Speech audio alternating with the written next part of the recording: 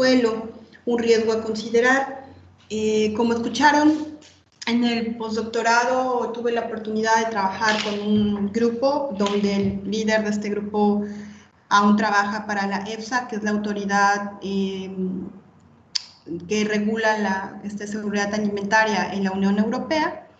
Y ahí empezamos a trabajar cuestiones de exposición y de riesgo, y les voy a platicar por qué en el marco de este Día Internacional del Suelo es un tema importante a considerar.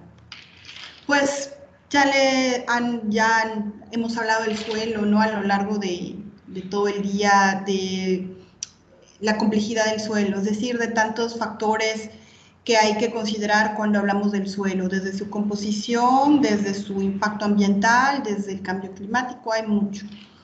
Y algo que tiene el suelo también es que, debido a los componentes que el suelo puede tener, este puede entrañar un riesgo. Pero antes de andar por qué esto podría suceder, me gustaría platicarles qué es el riesgo. El riesgo hay que diferenciarlo del peligro. Un peligro, por definición, es aquello que es probable que provoque un daño, mientras que un riesgo es la probabilidad o vulnerabilidad que pueden sufrir las personas, cosas, en general, por ejemplo, puede ser también un animal, ante un posible potencial daño o perjuicio. Entonces, en el caso del riesgo, hablamos de la probabilidad de que un peligro suceda. Cuando pláticas, le decía siempre al público que si comprendiéramos el significado de las palabras, cambiaría totalmente mucho de nuestro discurso, ¿no?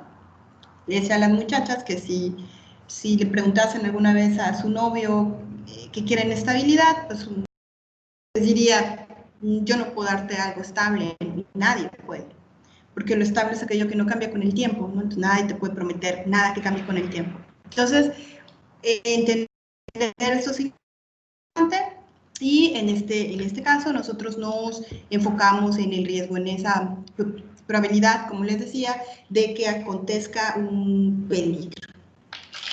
Los riesgos se pueden calcular, se pueden modelar, se pueden calcular, como les decía al principio, se puede cualificar y cuantificar, y ahorita vamos a ver qué implica, ¿no? Y algunos ejemplos claros.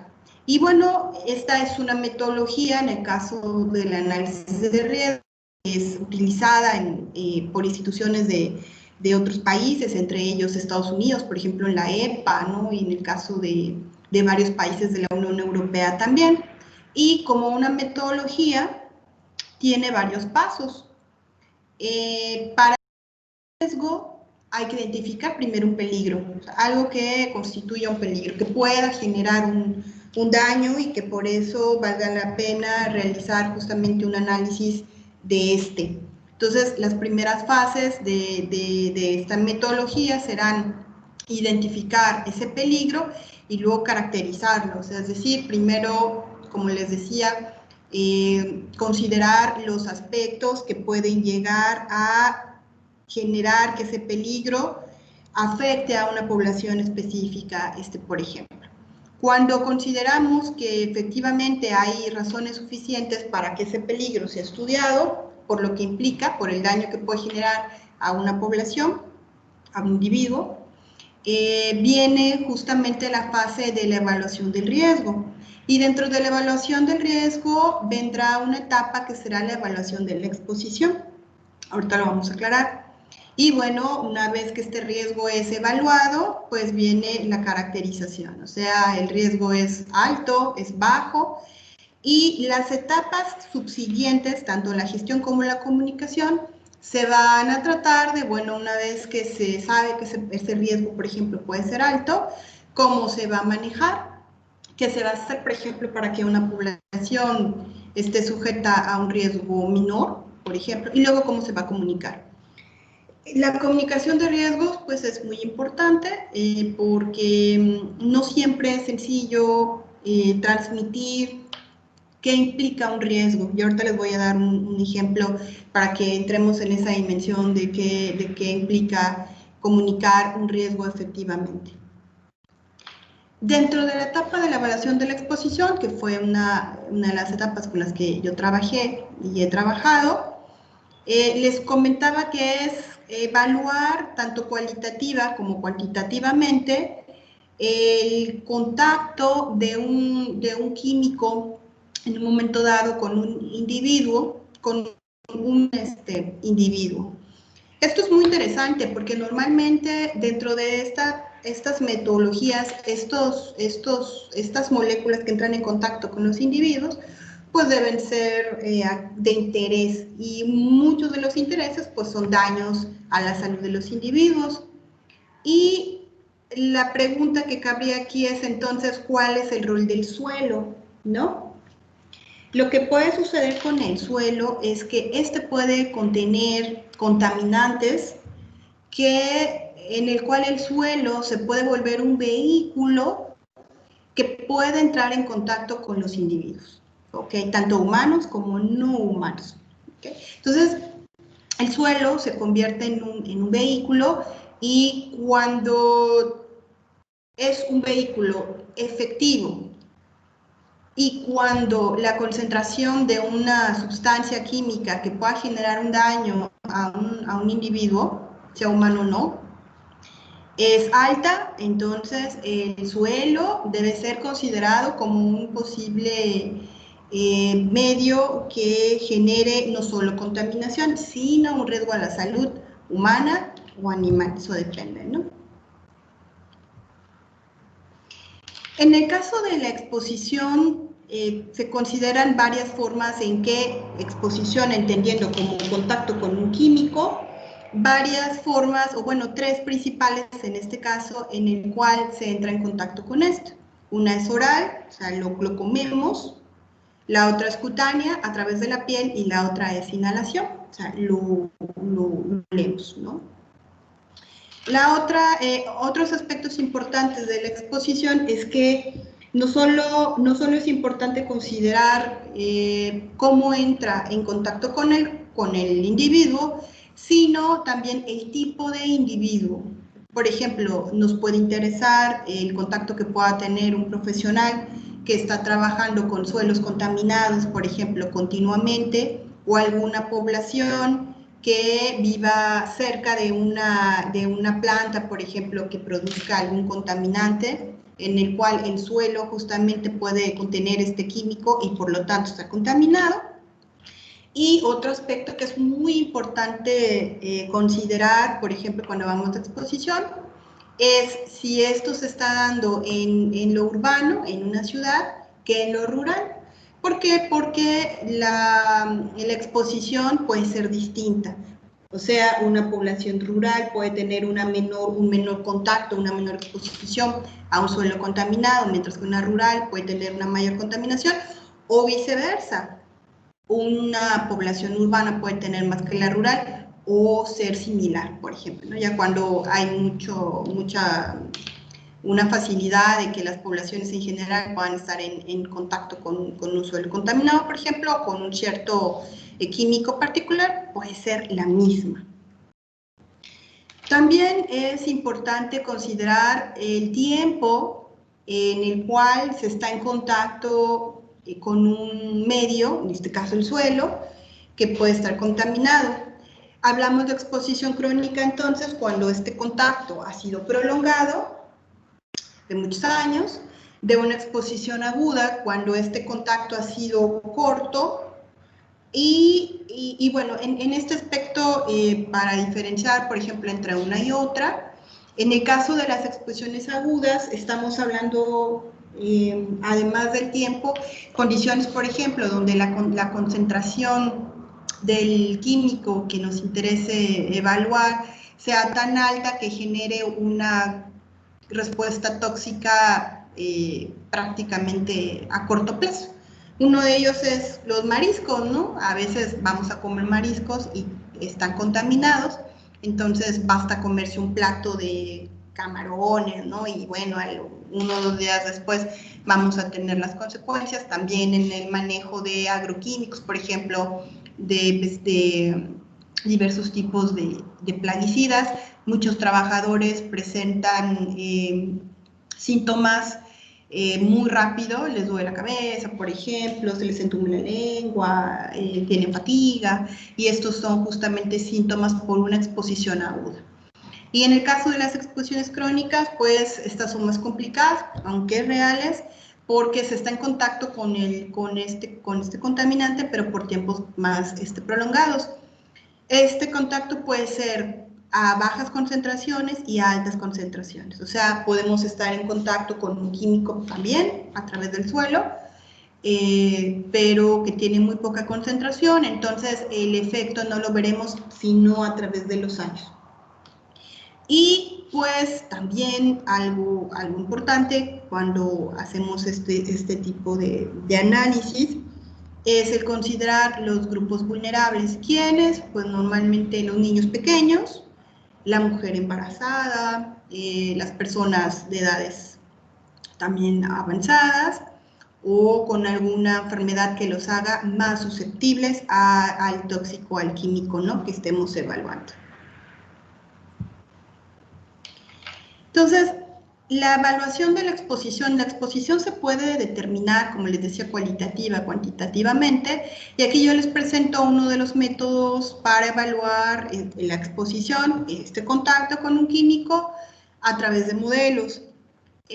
Les debo mencionar, por ejemplo, que el primer método de medida o determinación de la exposición es a través de fluidos corporales.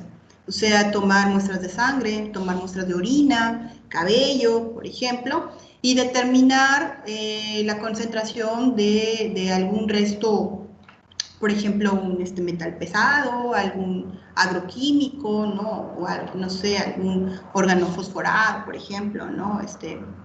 Vamos a hablar en la siguiente exposición de neonicotinoides, por ejemplo, cuánto hay en ese fluido, ¿no? Y eso es también un factor de exposición. Esta forma de determinar no siempre es fácil porque habría que tener una cantidad de muestras de sangre, de orina, por ejemplo, cabello, que no siempre son sencillas, ¿no? Entonces, otra manera de estimar la exposición cuantitativamente es a través de modelos. Y aquí les muestro un ejemplo de un modelo, ¿no?, para no adentrarnos tremendamente, solo para platicables, ¿no?, adentrarnos en este tema de la evaluación de la exposición. Y lo que es importante mencionar es cuáles son esos parámetros que están involucrados entonces en una evaluación de manera general. Uno es la concentración de aquel químico que nos interesa evaluar, sea un agroquímico como los que ya hemos utilizado, puede ser un insecticida, puede ser otro tipo de plaguicida, órgano fosforado, el que guste, ¿no?, el DDT, aquel que guste. Puede ser también un metal pesado, como les decía, cualquier contaminante que nos interese a nosotros, o químico en este caso, evaluar. Entonces, la concentración es uno de ellos, pero la concentración no es suficiente. Hay otros factores importantes para determinar si el nivel de exposición, de contacto que tenemos con ellos y posteriormente si tenemos un riesgo a ellos. Otro importante es el que esté en contacto directo con nosotros, es decir, yo les decía, hay 3 mecanismos generales que consideramos para que entren en contacto con un individuo. Entonces se requiere cuantificar cuánto de eso nosotros nos comemos, absorbemos por la piel o aspiramos, que olemos, ¿no?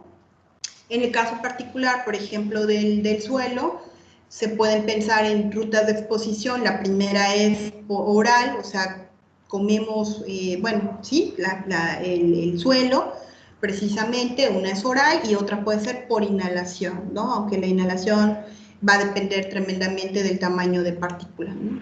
Y bueno, pasa también área, lo vamos a explicar, en inglés se llama soil and dust, ¿no?, que tiene que ver con el tamaño de partícula, pero efectivamente el suelo sí lo podemos digamos, entra a nuestro cuerpo por vía oral, y es efectivamente una vía de exposición, y ahorita les voy a mostrar algunos estudios. Otra cosa importante también es el peso. Los individuos de bajo peso, entre ellos los niños, por ejemplo, y mientras más chiquititos más, justamente tendrán más exposición. Entonces, pensemos en los bebés de 6 meses, menos, ¿no? Tienen mayor exposición. También los adultos mayores, por ejemplo, el peso entonces es un factor de la exposición de un individuo. Y otro es, como ya les platicaba también, cuánto tiempo hemos estado en contacto con este contaminante. Entonces, mientras mayor tiempo estamos en contacto con esta fuente, pues nuestra exposición va a ser mayor. Entonces, en los parámetros de exposición es importante definir algo que se llama la ruta de exposición. ¿Esto qué significa? Poder establecer la vía, o sea, la forma en la cual esa molécula contaminante normalmente entra en contacto con un individuo, ¿ok? En muchos estudios se hacen, por ejemplo, determinaciones de la concentración, pero no siempre se evalúa cómo este contaminante entra en contacto con una persona. Entonces, como yo les decía, en el caso del suelo, si el suelo, por ejemplo, tuviese concentraciones altas de un contaminante y factiblemente llegase a estar en contacto con personas y éstas las aspirasen o tuviesen contacto oral con ellas, entonces hablaríamos de una exposición, y si esta es excesivamente alta, tan alta que llegue a superar un factor toxicológico de referencia, hablaremos de un riesgo.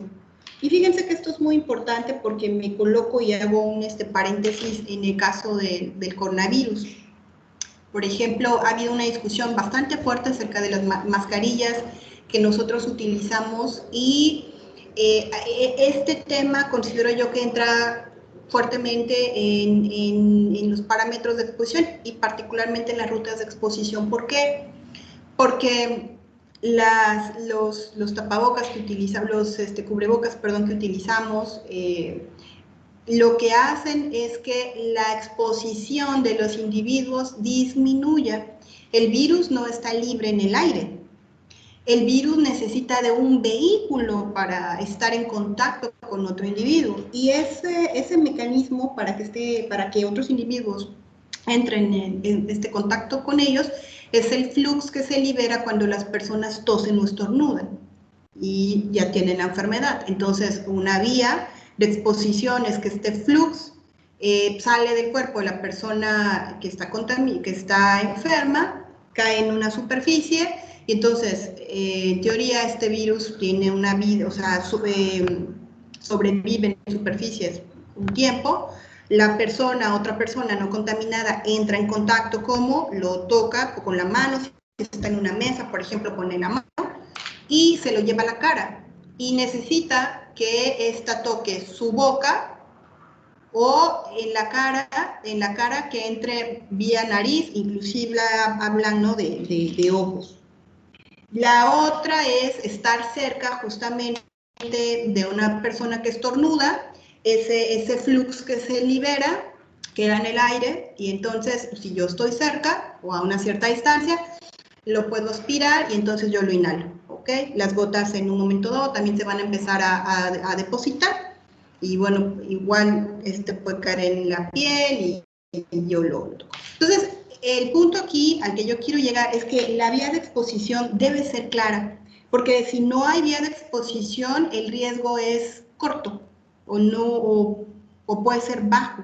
Para que estemos en riesgo a un contaminante, como yo les decía, tiene que haber una vía de exposición, o sea, nosotros tenemos que estar en contacto con ese contaminante de una forma factible. Y como ya les decía, hay otras variables.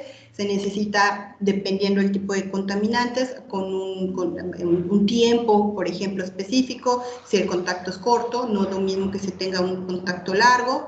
La concentración, entonces hay varios parámetros justamente que entran en juego para para aumentar o disminuir la exposición y entonces el riesgo a ellos. ¿Y qué tiene que ver esto con el suelo? Bueno, como yo les platicaba, el suelo entra dentro de estos ciclos en los cuales un contaminante puede entrar en contacto con un individuo humano u otro que no sea humano. Entonces, el contaminante en el suelo, el aire puede transportar a este suelo contaminado y este puede entrar en contacto, aquí nos dicen, por ejemplo, con peces, algunas bacterias, inclusive plantas, y a través de estos, por ejemplo, llegar al hombre.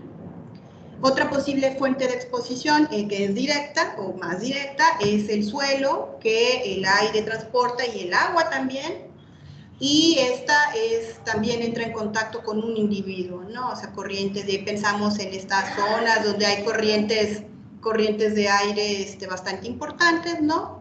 Entonces, entonces puede haber un contacto con un individuo o grupos de individuos. Aquí les muestro otra diapositiva, digamos, más elaborada, en donde justamente se muestran estos ciclos en los cuales de suelos que pueden estar contaminados, pueden ellos entrar en contacto con plantas, la planta con animales y el animal ser ingerido por un humano. Entonces se vuelve una cadena de contacto en el cual un individuo humano puede tener exposición, pero como yo les decía, no solo humano, también puede ser un animal. Entonces un animal puede entrar en contacto con un contaminante a través del suelo.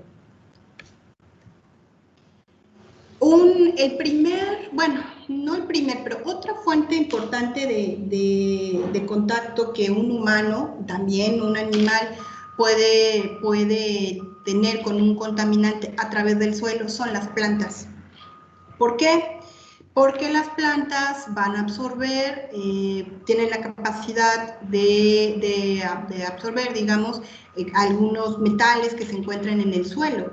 Y entonces, al ser ingeridas por los individuos, entonces, pues, hay exposición. Aquí les muestro un estudio de los años 90, en donde, por ejemplo, se muestra la concentración de DDT en una ciudad inglesa, por ejemplo, y esto seguramente ya lo han platicado, y si no lo van a platicar también en otras concentraciones. El DDT particularmente, la característica que tiene es que no se degrada por muchos años en el suelo, está en el suelo, y si ese suelo, pues obviamente tiene un vehículo, como yo les decía, que puede llegar a estar en contacto con un individuo, entonces hablamos de una exposición. ¿Sí? Y aquí, por ejemplo, cómo las bacterias, que era lo que les comentaba, degradan inclusive alguno de estos, ¿no? Entonces también estas, ¿no? Pero lo mismo, o sea, en ese sentido, como yo les comentaba, tiene que haber un medio en que un individuo entre en contacto con ellos. Otro contaminante también que se puede encontrar en el suelo son los metales pesados. Entonces, en el caso de los metales pesados, por ejemplo, pues ya se ha determinado desde hace años que puede estar desde el trigo, por ejemplo, el pasto que le llamamos nosotros, de la papa, por ejemplo. Puede haber residuos de metales pesados, que estos vienen del suelo, y entonces ahí es donde yo les hablaba de una vía de exposición. Nosotros consumimos, en este caso, el trigo, por ejemplo, o la cebada, inclusive la papa, y podemos entrar consumimos, ¿no?, un contaminante, en este caso este metal pesado que viene de un suelo contaminado. Le quedan 5 minutos, doctora. Muchas gracias. Y bueno, aquí otros ejemplos justamente de lo que les platicaba. Aquí algunos estudios, fíjense ya muy rápidamente de lo que han encontrado, y para resumirles, se han encontrado dos cosas: que hay exposición a través del suelo a en este caso, metales pesados y que no. Este es un estudio en Estados Unidos y lo que muestra este estudio es que niños, por ejemplo, pequeños, de 7 años y de 6 meses a 6 años, tenían exposición o estaban expuestos, en este caso, a metales pesados. ¿De dónde viene esto? Porque ya de ahí entonces pensamos de dónde viene, pues esto venía de las pinturas que se usaron hace muchos años, que tenían altas cantidades, en este caso de plomo, por ejemplo. Pero algo muy interesante de este estudio es que ellos encuentran que había muestras de este plomo en los patios, en los suelos de los patios. Entonces esto fue bastante interesante. Este fue un trabajo que yo tuve el honor de participar, en donde se consideró, por ejemplo, al suelo como una fuente de exposición para niños pequeños de mercurio en este caso, y sí hay, o sea, el suelo es una vía de exposición, pero lo que es muy importante es que no era la principal vía de exposición. La principal vía de exposición era los alimentos de manera general, aunque algo muy importante por ahí es que los alimentos para niños también eran una vía, pero bueno. Otra cosa también es que algunos países con alta actividad industrial pueden estar expuestos, y este es un trabajo que realizan en China, y ellos lo que encuentran es que un sitio en donde se plantan alimentos para consumo que está cerca de una planta que generaba plaguicidas, encuentran altas concentraciones justamente de estos, ¿no? Que puede constituir justamente un riesgo para el individuo que los consume. Pero como yo les comentaba, no en todos los trabajos ni en todos los países se han encontrado estos riesgos. Este es un trabajo que se realizó, por ejemplo, en India, y ellos, al evaluar esta exposición con modelos, como yo les platicaba, encuentran que no hay ni exposición alta ni riesgos altos a algunos organoclorados. Entonces, esta tal es muy importante. Ellos comparan justamente las concentraciones de estos con otros países. De aquí tenemos a México con un estudio que es el doctor Díaz Barriga y colaboradores que tienen años que trabajan con estos temas. Y entonces, bueno, ellos encuentran que particularmente en India no hay exposición. Entonces, algunos comentarios: es importante las vías de exposición. En algunos países se ha encontrado que efectivamente el suelo puede ser un medio de contaminación, en otros países no, y entonces ahí hay un campo de análisis y de consideración para el caso de México y de la región. Este es mi contacto, por si desean platicar más sobre el tema. Estoy abierta y muy contenta de escuchar tanto sus comentarios como sus dudas. Eso es todo por mi parte. Le agradecemos, doctora, por su magnífica presentación. Le invitamos a continuar. No sé si ya esté lista la siguiente ponente.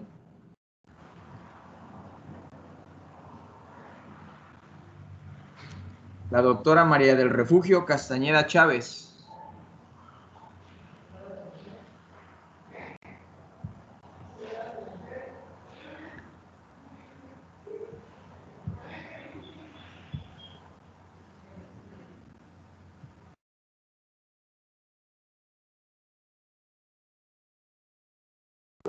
¿Hay alguna pregunta o duda?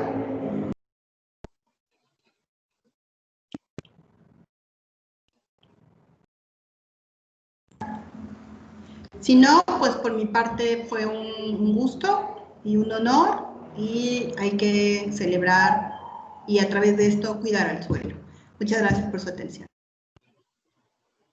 Muchas gracias, doctora. También fue un gusto haberla tenido con nosotros y habernos acompañado en este evento.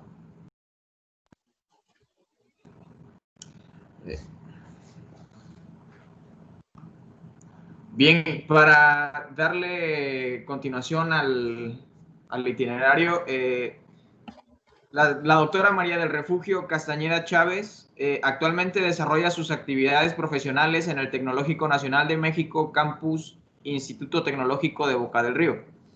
Se ha desempeñado hasta la fecha como SNI nivel 2 y nivel 1 profesor de tiempo completo titular C, profesor con perfil deseable PROMEP, doctor en Oceanología Biológica en la University of Bretagne Occidental de Francia en 2006, doctor en Ciencia y Tecnología Ambiental en el Centro de Investigación CONACYT-CIMAP en 2004, maestro en Ingeniería Ambiental en el Instituto de la Ingeniería de la Universidad Veracruzana, especialidad en los recursos pesqueros y DGCITEM, ingeniero pesquero en procesos alimentarios en el Instituto Tecnológico del Mar en 1986 y un extenso currículum muy deseable. Y ahora sí que le damos la bienvenida y las gracias por estar con nosotros. Le invito a compartir su pantalla y dar continuación con su ponencia. ¿Me están viendo la presentación? ¿Me escuchan? No, no se ve. Todavía no se ve. Sí se escucha, pero no se ve. Uy. Luego tarda, doctora.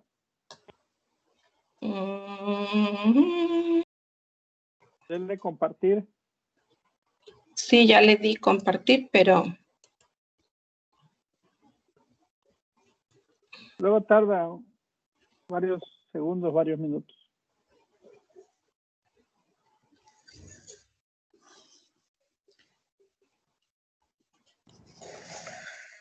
Okay, mientras se alista la doctora María del Carmen, quisiera aprovechar para agradecer a todo el público y a todos los ponentes que todavía siguen con nosotros. Es un agrado tenerlos todavía y seguir pues celebrando lo que es el Día Mundial del Suelo. Del suelo. Voy a hacer un anuncio aprovechando este tiempecito. Mañana sábado, a las 10 de la mañana, se les ha compartido un link, igual por Microsoft Teams, para ver los videos que enviaron las personas que participaron en el concurso de videos sobre suelos. Hay una serie de videos muy interesantes. Va a empezar a las 10 de la mañana. Realmente son pocos videos, pero son muy bonitos. Esperamos que nos acompañen para verlos. Y ahí se va a decidir los 3 primeros lugares del concurso de videos sobre suelos. Gracias. De acuerdo. Gracias, doctor. Gracias, doctor. Muchas gracias, doctor. Creo que ya está lista la doctora. Pero me dice que no es... no se ve. Para mí ya está compartiendo. No está, no se ve. Le estaba dando y ya aparecía. No sé si gusta volverle a dar.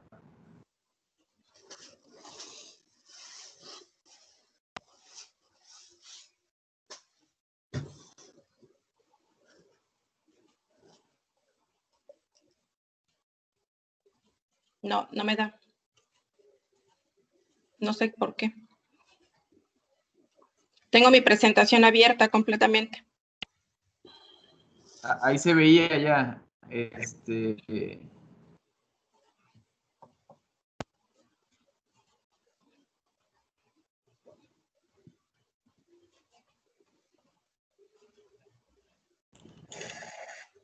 Una opción es salirse y volver a entrar, doctora. Uy. Salirme de la reunión. De la reunión. A ver, denle compartir.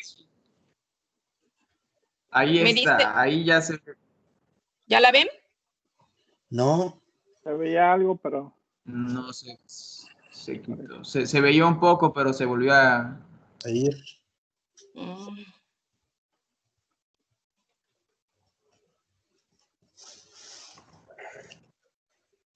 De hecho, me dice que está compartida. Ahí está. Ahora solamente seleccione. Dele donde dice ocultar.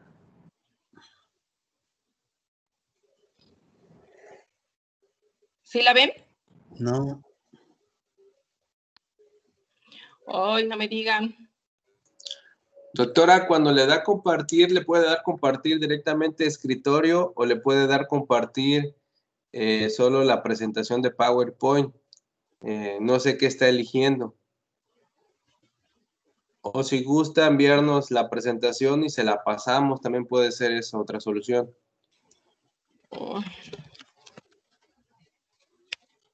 Cuando le dan la flechita a compartir, le aparece otra ventanita y ahí le da a elegir escritorio o bien solo la presentación de PowerPoint si ya la tiene abierta. La tengo abierta, de hecho la tengo abierta.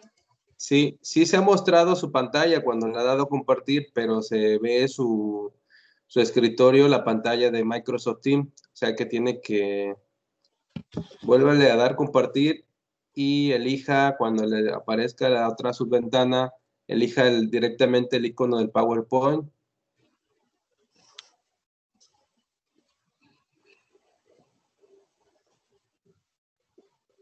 No me da.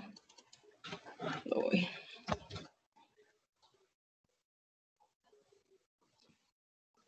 No pensé en mandarla antes. Está pesada, pero no creo que está. Sí, sí, si quiere aquí en el chat de la reunión le pongo un correo.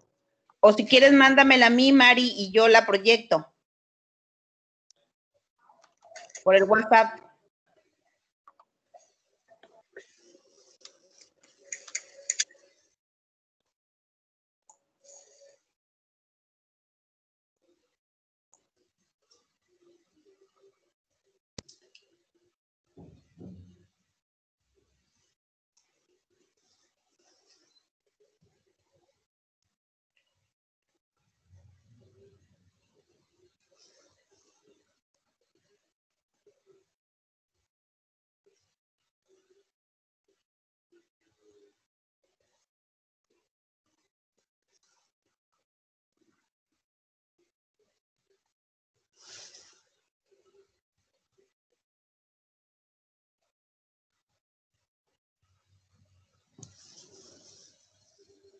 Salí y volví a unirme.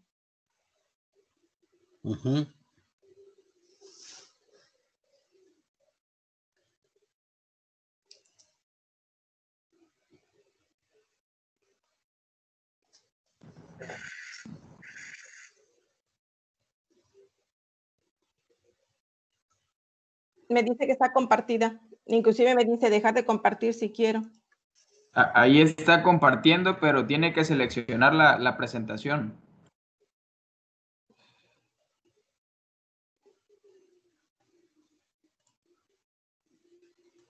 Ay, no sé qué pasa.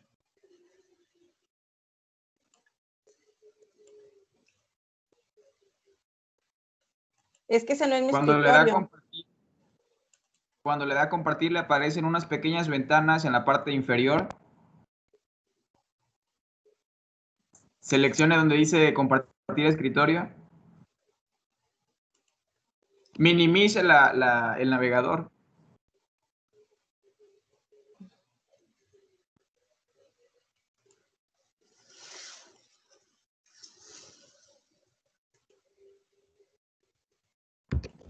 No, ahí está. En la parte superior.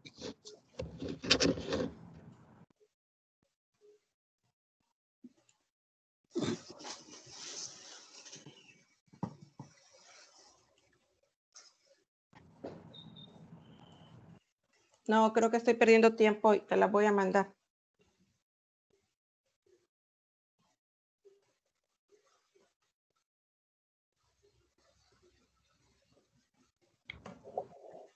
Mari, por favor, si quieres, manda la presentación a mi correo y yo se la hago llegar al responsable de informática, por favor. Soy Verónica. Ah, ok. Sí, voy a enviarla mejor porque no sé si a ver si luego mientras llega, Sí, la espero, Mari. Gracias.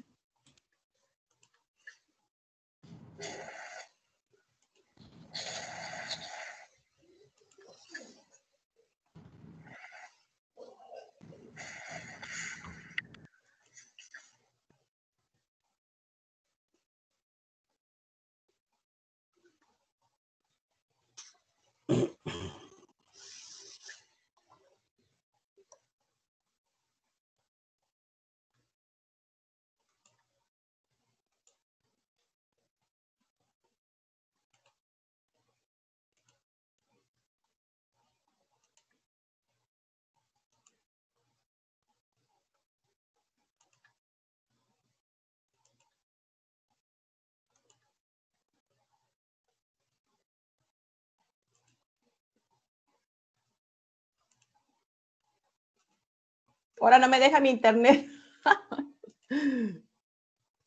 Me está como botando.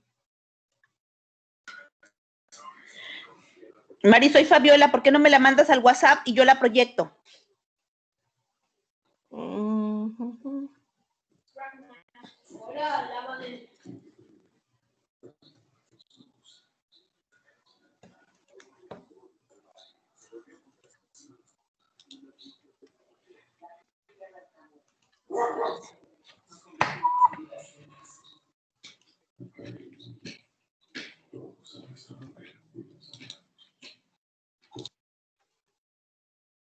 Es que está muy pesada y no me deja, pero voy a ver si no me deja subirla.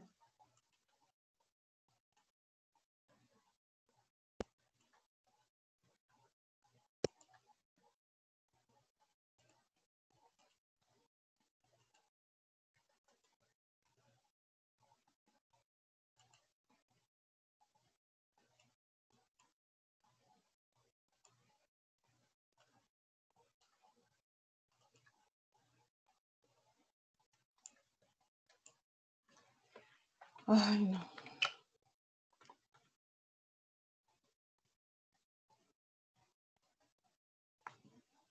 Te la voy a subir por Gmail, Fabiola, porque no me deja tampoco por el otro.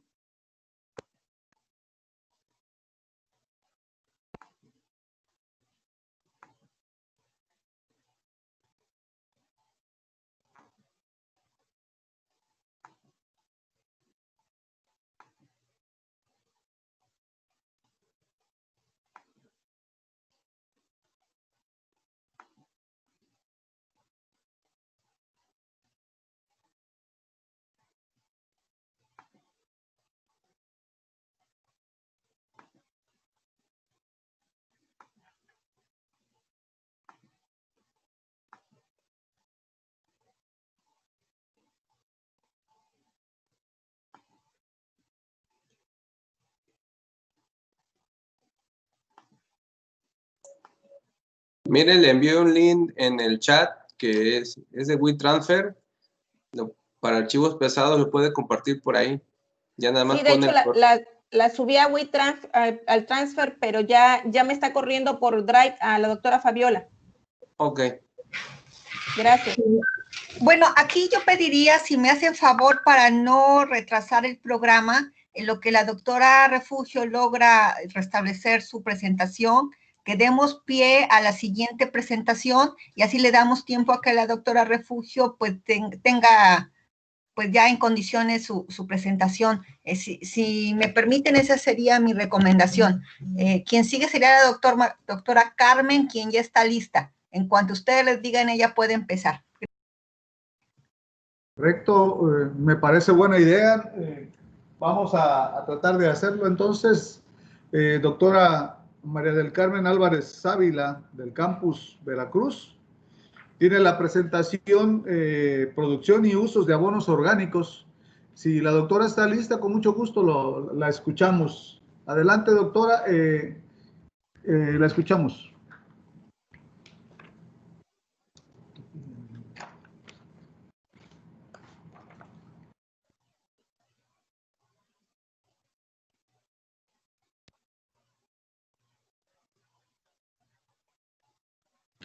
En lo que la doctora coloca su material también. Bueno, la formación académica de la doctora, ella hizo su licenciatura en la Facultad de Químicas de la UNAM, ingeniero químico. ¿Llegó? Ah, ok. Con la tesis del efecto del pH sobre la capacidad de intercambio catiónico de los suelos del vaso del ex lago de Texcoco. Ella estudió sus estudios de maestría en ciencias en bioquímica agrícola en la Universidad de Hawái, Estados Unidos, y también hizo sus estudios doctorados en el Centro de Apología del Colegio de Posgraduados. Maestría es una maestría en ciencias de apología, una segunda maestría, y en la Universidad Politécnica de Madrid, España, hizo el doctorado en ciencias. Ahora sí, doctora, estamos a sus órdenes. La doctora Carmen se está volviendo a conectar. Un momento, por favor.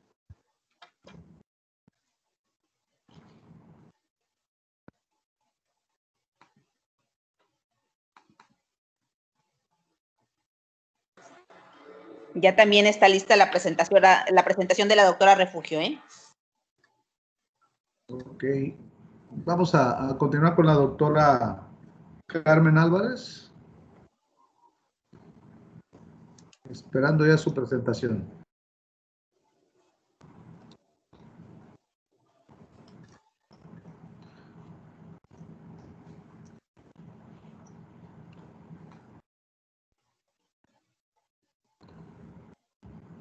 No sé si el comité organizador, mientras aparece aquí la ponencia de la doctora María del Carmen, quiera dar alguna indicación o algunas indicaciones para el día de mañana.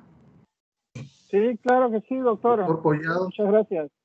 Muy breve, mañana los esperamos a las 10 de la mañana para ver la serie de videos que han enviado por la convocatoria del concurso de videos sobre suelos.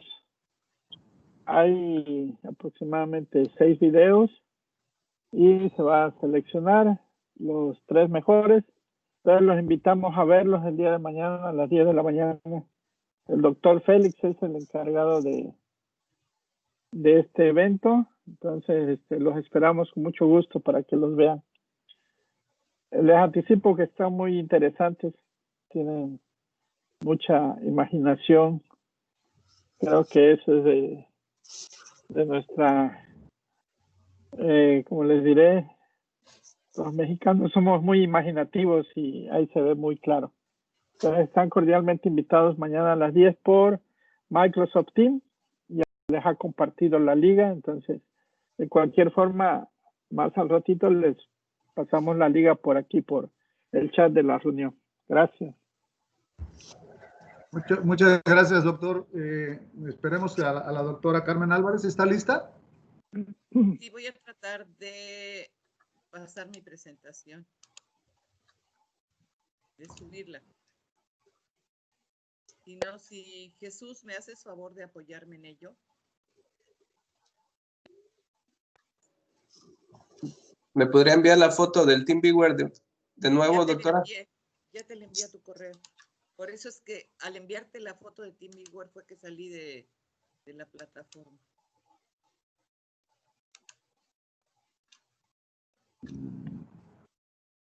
Bueno, comentaban que la doctora María del Refugio Castañeda estaba lista. Bueno, ya está ahí imagen. Vamos a esperar. Entonces. Si María del Refugio está lista, espero.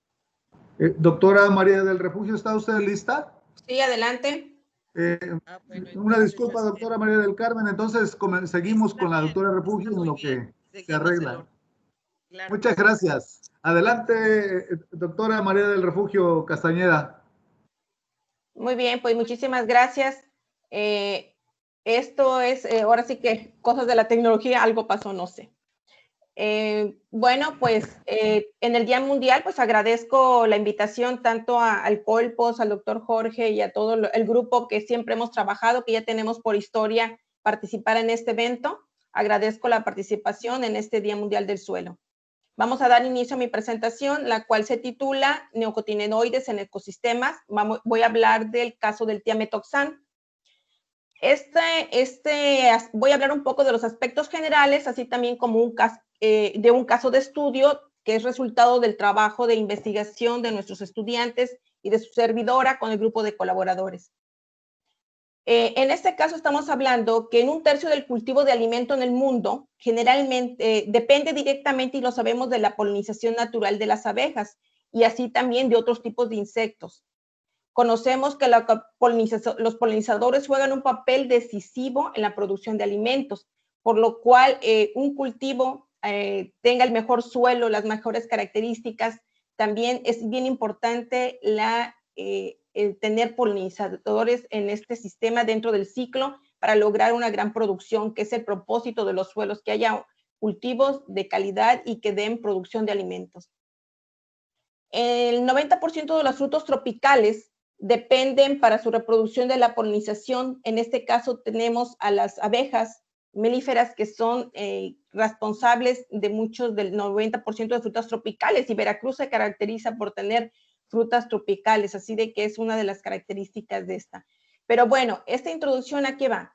Porque cuando hablamos de plaguicidas, generalmente todos lo relacionamos con plagas, Si hablamos de plagas, estamos hablando de algo que nos va a controlar tanto insectos, roedores, hongos, plantas, todo aquello que no es deseado. En el sector salud también tenemos plaguicidas, los cuales son para el vector de ciertas enfermedades. Ya se había hablado del DDT, que es común y que muy seguramente y que es responsabilidad del sector salud quien lo maneja.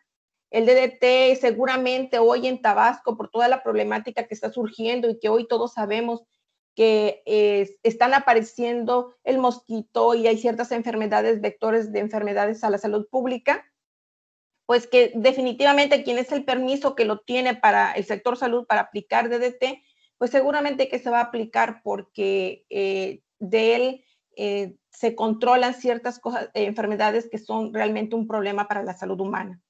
Y dentro de la agricultura tenemos el control de plagas que son realmente dañinos para los cultivos y que estos son básicamente diferentes tipos de insectos que no son deseables y que deseamos eliminar. Dentro de estas plaguicidas tenemos una clasificación que es muy importante. La clasificación de plaguicidas va en función de los organismos que controlan, de su composición química, del grupo químico al que vamos a atacar y de la persistencia. Hay plaguicidas que son mucho más persistentes dependiendo de su composición y hay otros que son mediamente persistentes, pero en este caso yo me voy a enfocar a un grupo que de acuerdo a las problemáticas que empezaron a dar primero los plaguicidas organoclorados, posteriormente los organofosforados y los carbamatos, entonces aparecieron los neonicotinoides, que son realmente los que están de moda, los que son actualmente los que están aplicándose en los cultivos y que son un beneficio, pero que también ya hoy se han vuelto un problema.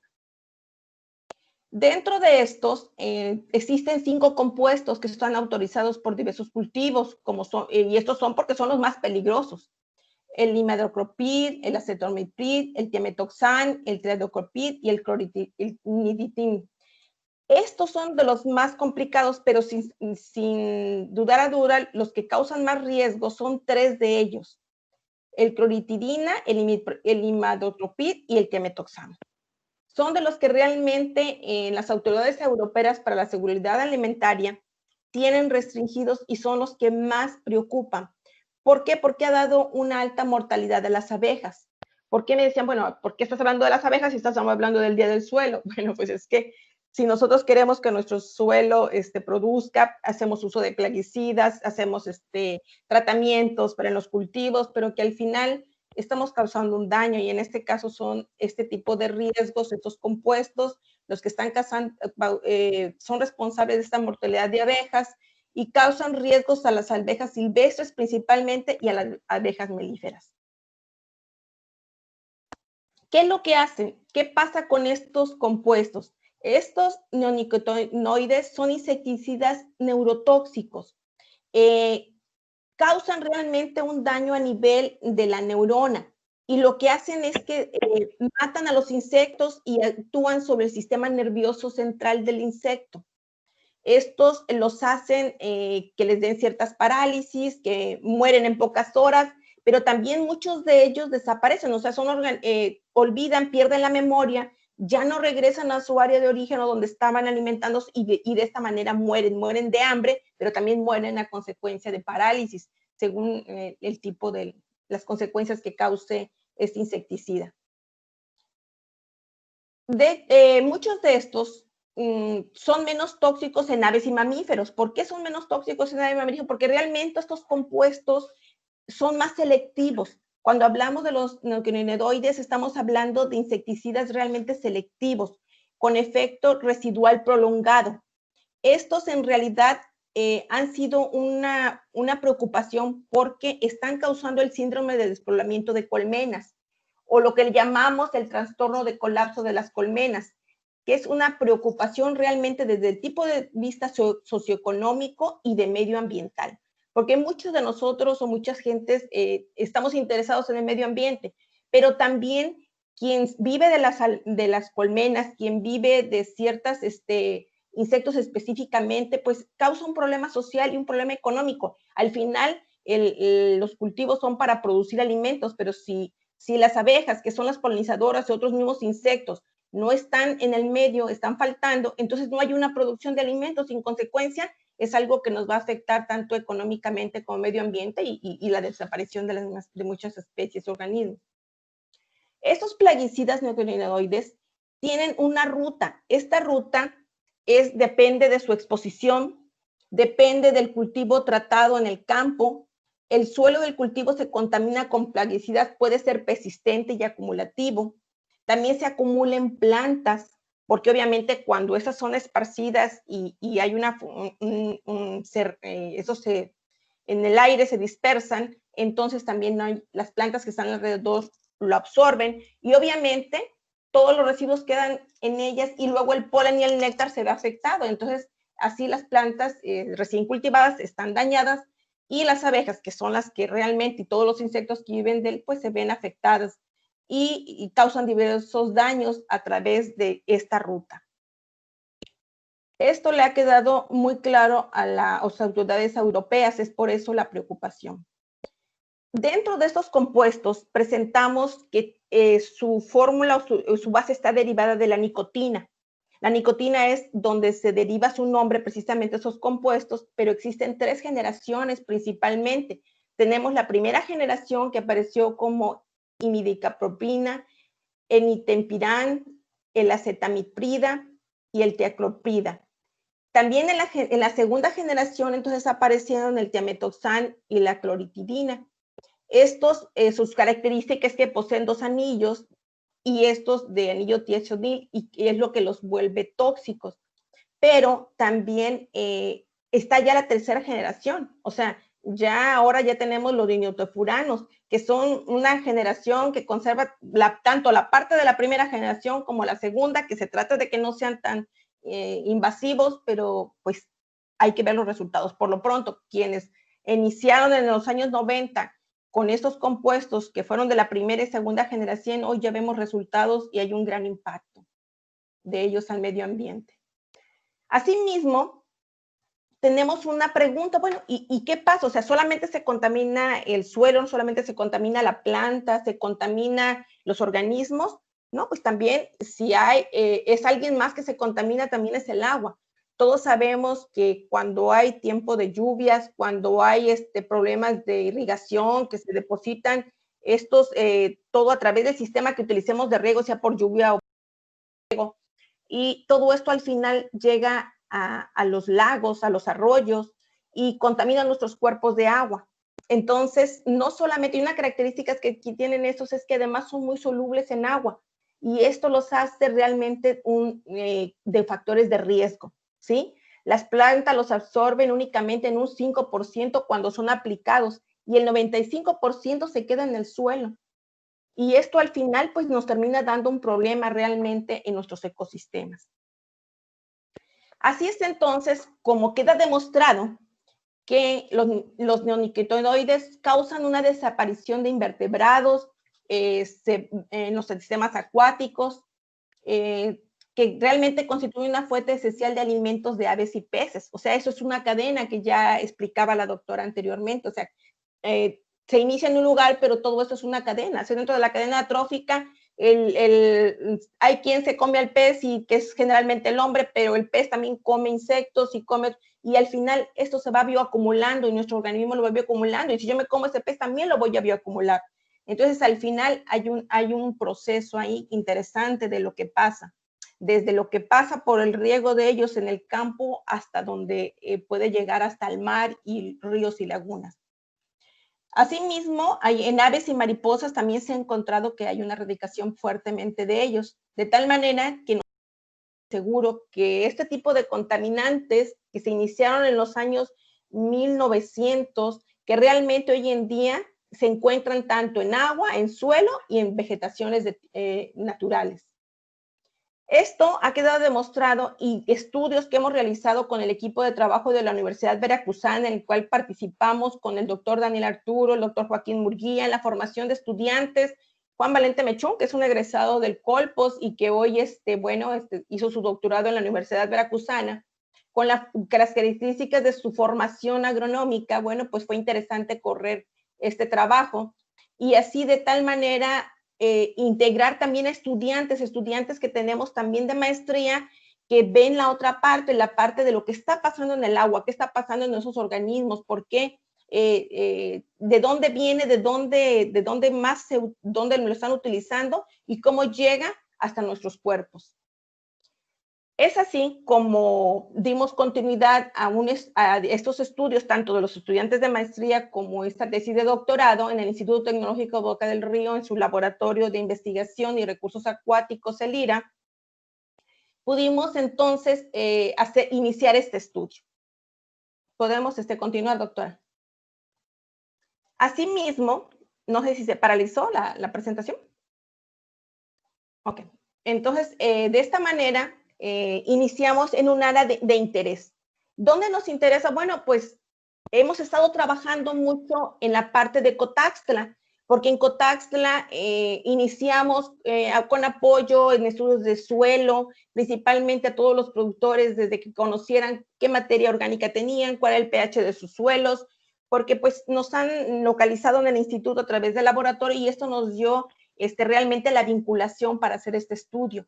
Y fue así como dentro del cultivo de papaya se inició un trabajo donde a través de diferentes encuestas pudimos realizadas directamente a los productores, se tomaron muestras de tierra y hicimos parámetros fisicoquímicos para conocer exactamente qué estaban usando, qué estaba pasando, cuáles eran los que estaban ellos, qué tipo de plaguicidas estaban utilizando. Y pues la sorpresa fue que realmente nos encontramos el tiametoxam. El tiametoxam reportado por muchos de ellos, por económico, porque es el que les estaba dando resultado, porque es de moda, porque el productor, que es mi vecino, también lo utiliza, y de esta manera es el que realmente ellos les ha dado resultado, y bueno, pues empiezan a hacer uso de ellos. Y una de las cosas que pues empezamos a investigar, entonces a ver qué pasa con este tiametoxam, y encontramos que ya había estudios desde el 2006 en diferentes cultivos. En papaya, por ejemplo, en el control de pulgones, encontramos que a los 20 días una dosis, usaban ellos una dosis de 0.5 litros de tiametoxam por hectárea. Y asimismo en Brasil encontramos que con 0.5 miligramos por litro en la presencia de agua subterránea se usaba el control, para el control en el cultivo de café. Y asimismo en Europa, en Brasil, en la India ya era realmente un plaguicida de uso común, en lo que realmente se usaba para tratar semillas y esto las conservaba. Y así en Venezuela, por ejemplo, para el control también de otros tipos de problemas que tienen ellos en sus cultivos. Y bueno, estamos viendo que hasta el 1218 es común en muchos países estar utilizando. Y aquí en Veracruz, por lo económico, por los buenos resultados, pues es común y conocido con muchos de los productores. Y pues esto básicamente ¿a qué se debe? Porque lo compramos muy fácilmente. Si nosotros buscamos tiametoxam, lo encontramos casi en las ferreterías, lo encontramos en las poblaciones de Cotax, en las poblaciones del Jamapa, en donde hay cultivos. Y si no, bueno, pues si por la pandemia no puedo seguir a comprar, pues lo busco y lo encuentro en Mercado Libre, lo encuentro en la página de Alibaba, muy económico y puesto en domicilio sin ningún costo. O sea, realmente es increíble cómo se puede accesar a un insecticida que es tan peligroso. Entonces, de esta manera, pues nuestro destino ambiental fue preocupante, o sea, ver qué está pasando con este compuesto, de qué manera en el ambiente está siendo afectado por él.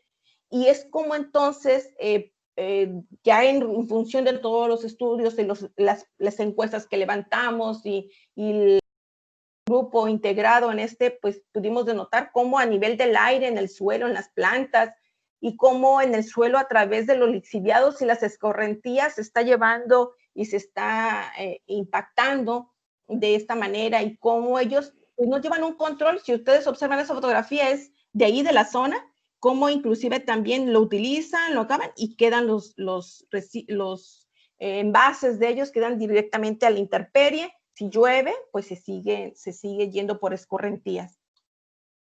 Asimismo, bueno, pues continuamos con el estudio con ellos, los apoyamos con sus estudios de materia orgánica, de carbono, de granulometría, de pH, porque siempre que uno, como grupo de trabajo, nos gusta que a quienes estamos apoyando también darle información, que no solamente le veamos lo malo, también hay que apoyarlo, que ellos conozcan de las características de su suelo y en qué les podemos ayudar, que ya al final, si contamos con estudios donde ya les hemos analizado metales pesados, que es uno de los primeros estudios que analizamos con ellos, bueno, pues ahora el tiametoxam, que es algo que están usando ellos como parte de la protección de sus cultivos, y contamos con los equipos, bueno, pues de esta manera también estamos a conocer realmente de qué manera con nuestros laboratorios damos este apoyo y poder entonces concluir un estudio mucho más de calidad y que sea,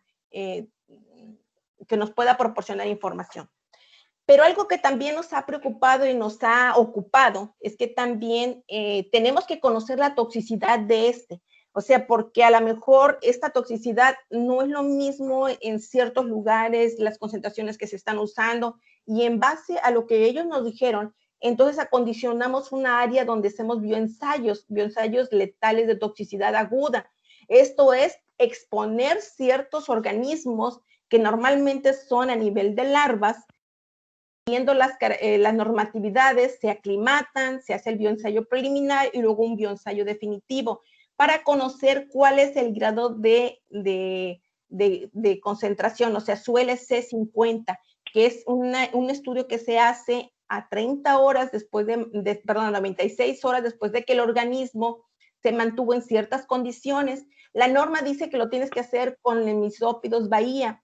Es una especie que sí se da, pero también en el Golfo de México se pueden utilizar larvas de tilapia, se pueden utilizar larvas de camarón, o sea, de la especie que nosotros tengamos en los sistemas acuáticos la podemos utilizar. Y entonces en un promedio de acondicionamiento de días, corremos este bioensayo, exponemos los organismos siguiendo una técnica específica que se establece que debe de durar 96 horas, con un 95% realmente de certeza, de seguridad, de que el diseño experimental se hizo bien, y entonces poder determinar cuál es el CL50 a las 96 horas de este insecticida, y poder conocer entonces que sí, efectivamente, que la dosis que ellos están usando y que está escurriendo y que está llegando por escorrentías o que está llegando por un mal manejo a nuestros sistemas acuáticos, realmente está haciendo un daño a especies acuáticas a nivel de larvas,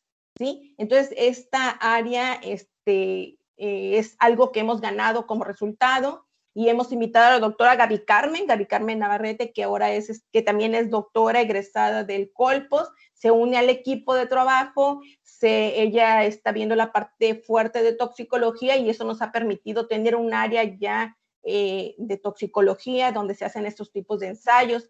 Y asimismo, pues hemos hecho publicaciones donde ya tenemos diferentes formas de difundir lo que estamos haciendo como grupo de trabajo, que está conformado por pues, la doctora Fabiola Lango por parte del instituto y por la Universidad Veracruzana, por el doctor Daniel y por el doctor Murguía, por el doctor Otto, que como parte importante de ellos también que les ha interesado este tema, bueno, pues seguimos haciendo estudios y buscando conocer más para difundir y formar recursos humanos.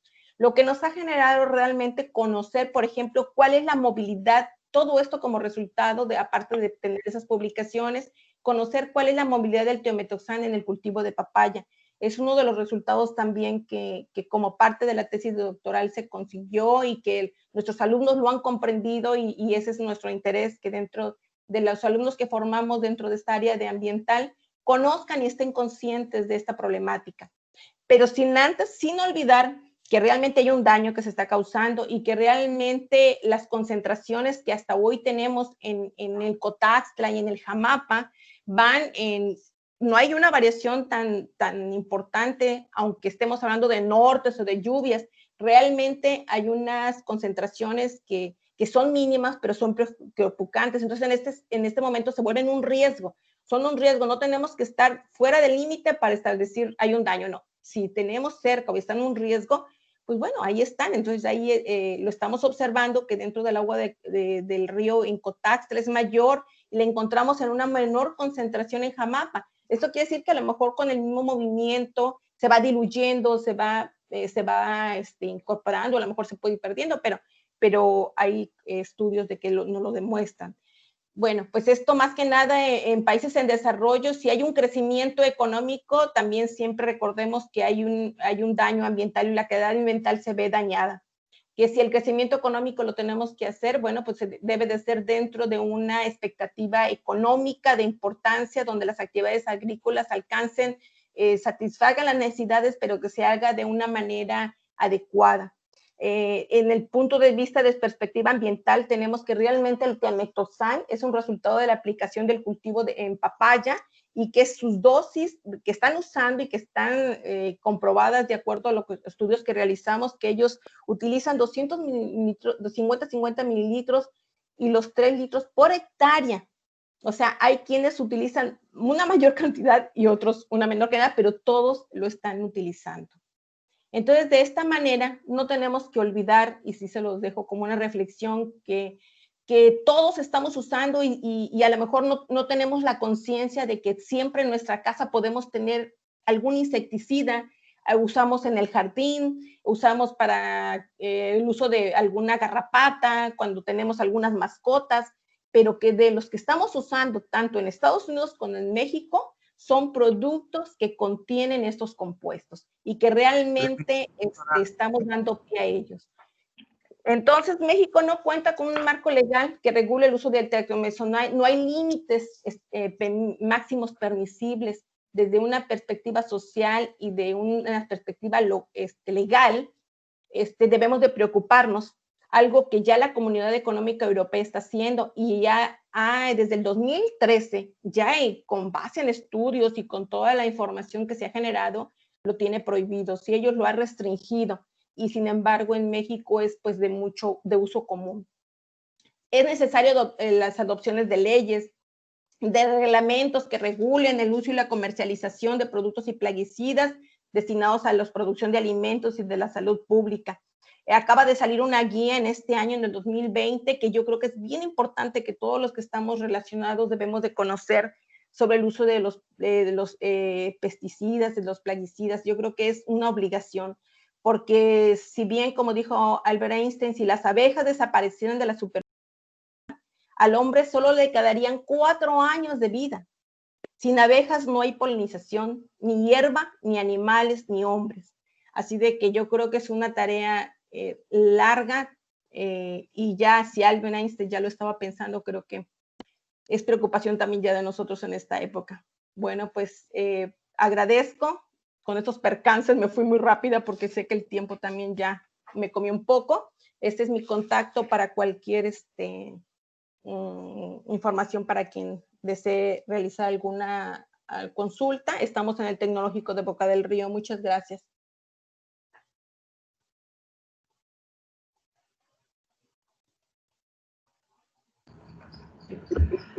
Gracias, doctora María del Refugio. Yo en lo personal tuve la oportunidad de conocer el trabajo con Juan Valente y muy interesante. De hecho, en su momento colaboré también con él.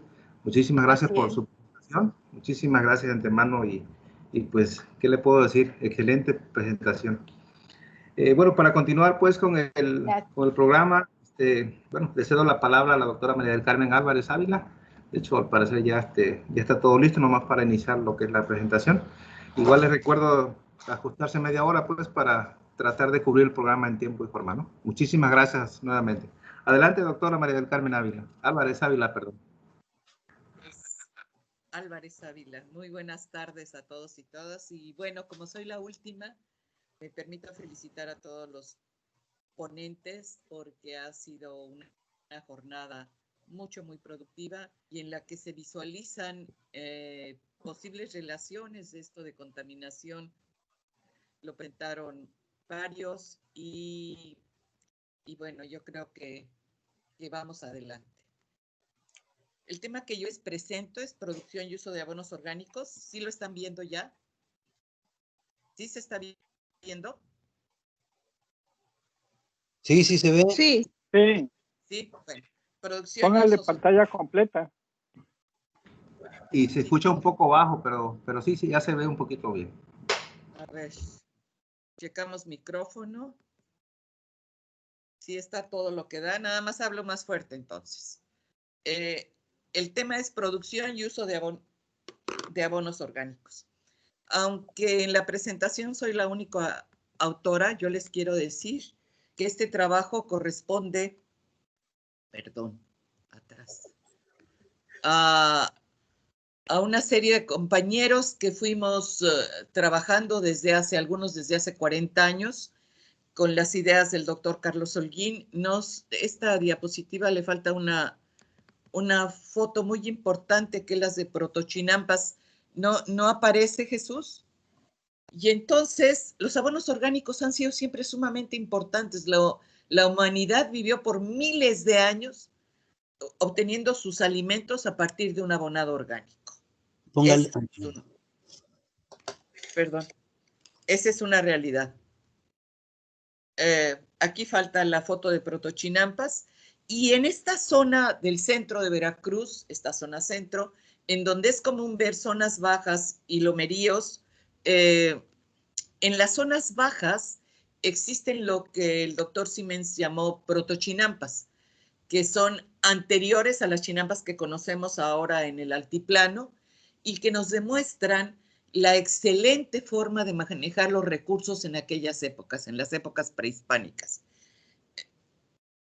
Los objetivos de este trabajo son producir abonos orgánicos utilizando diferentes ecotecnologías y utilizar estos abonos orgánicos para la producción sustentable de alimentos.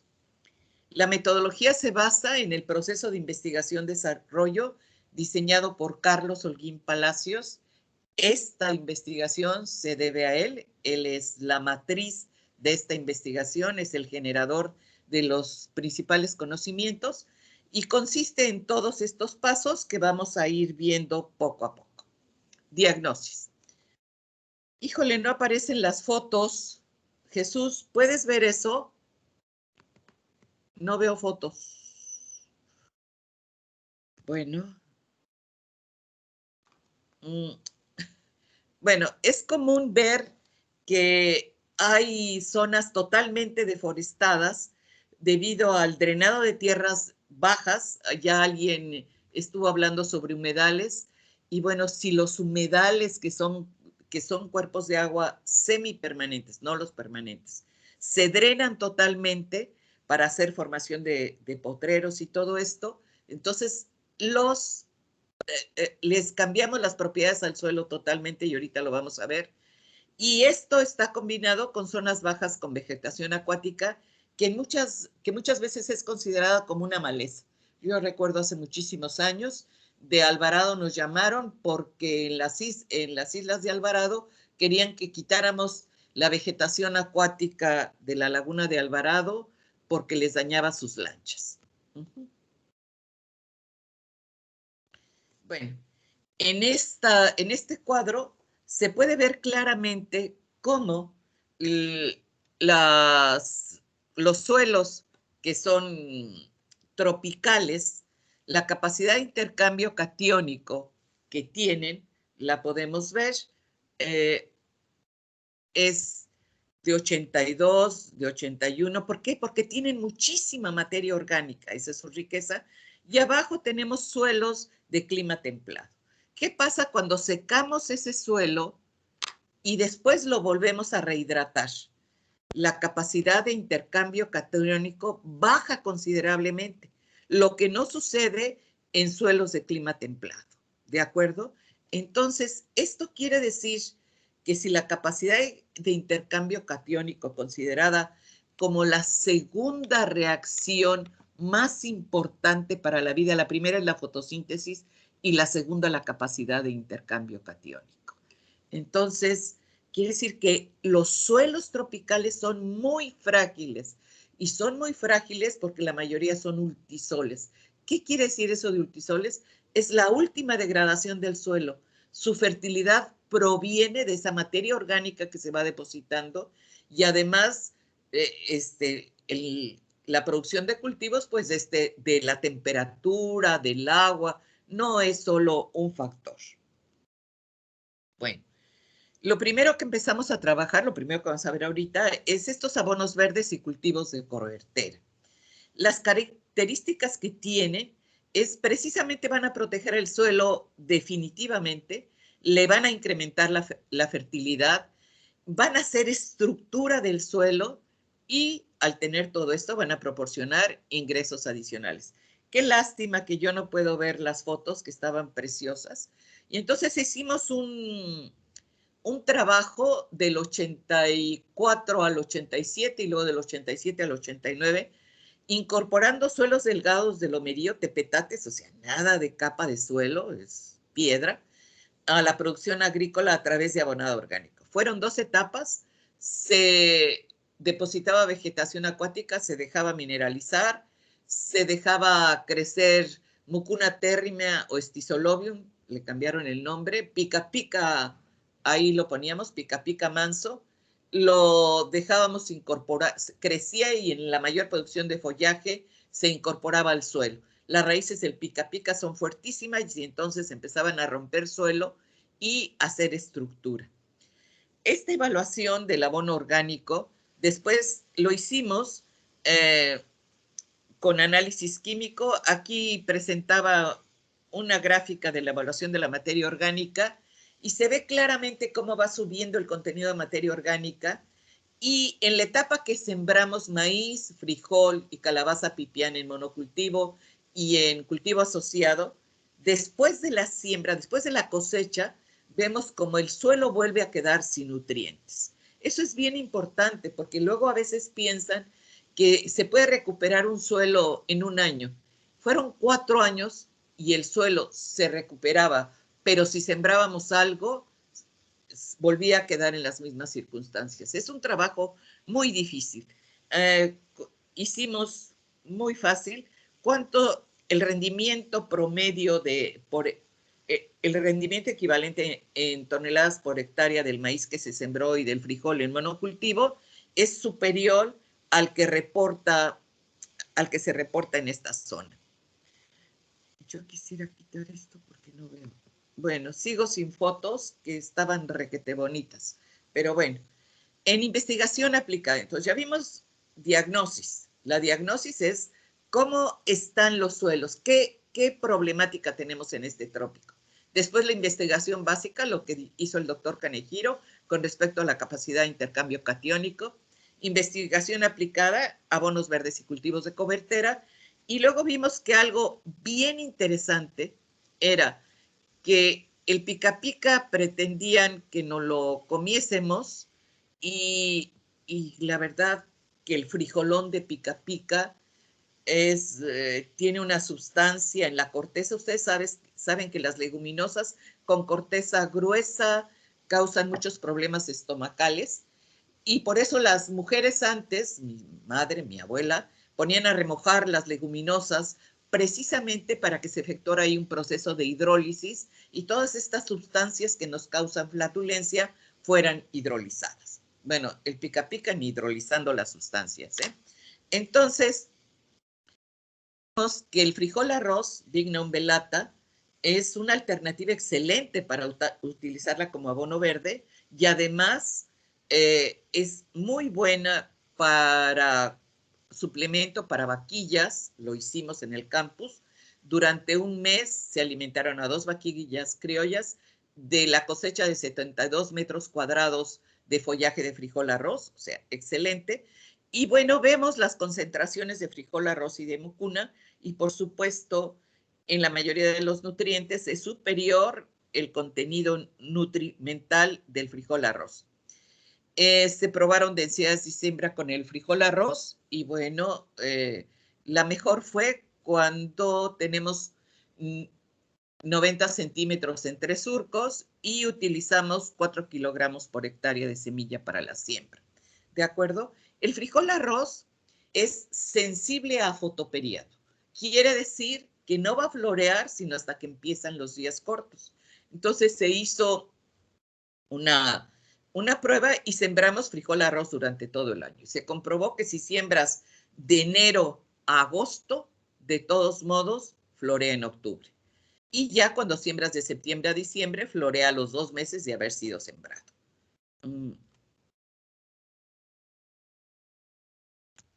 Ahora no quiere. Jesús no quiere bajar. ¿Me puedes? Jesús, ¿me estás escuchando? Le presento. Ya Sí, me enviaron su presentación. Sí, por favor, y a ver si ya salen las fotos, hijito. Gracias. Mil disculpas, ¿eh? Esta tecnología nos traiciona. ¿Ya? La que sigue, por favor, Jesús. ¿Le podría dejar de presentar? Sí, ceder el control, ¿no? No, dejar de... Ok. Gracias.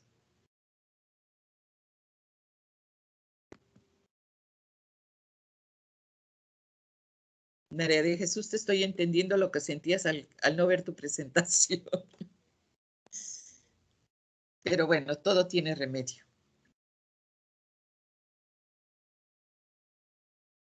Ay, mira qué bonitas fotos ya están saliendo. Qué bueno. Ya pasamos esa, la que sigue. Ahí están las protochinampas, la que sigue. La que sigue, ese es la que sigue. Aquí están los 2 casos que les decía, ¿no? Esto es lo del doctor. Estos son los 2 casos de las prácticas comunes. La que sigue. La que sigue, aquí está lo que hicimos, la vegetación. Tantito, hijo. La de atrás. La vegetación acuática en la laguna y luego esas terrazas tepetatosas, se incorporaba la vegetación acuática y se sembraba la mucuna. La que sigue. Y aquí está la gráfica que les decía, la que sigue. Aquí está lo que les decía, las vaquitas y todo esto. Y ahora sí, utilización de lo que mucha gente considera malezas acuáticas, como es la lechuga de agua, y terrestres, como es la higuerilla. Entonces, estas se utilizaron para producir abonos por biodigestión anaeróbica. Primero empezamos con un digestor de 6,000 litros y bueno, eso fue muy interesante, pero muy complicado. Como nosotros, nuestro interés no era obtener el biogás, sino el fertilizante, el biofertilizante, el biol, como le dicen ahora, porque le han cambiado muchos nombres, optamos por utilizar bolsas de plástico de basura y no saben qué exitazo fue. Además, pensando en que esta tecnología podía ser utilizada por cualquier persona. Y aquí están los valores. No se puede ver más grande porque no veo.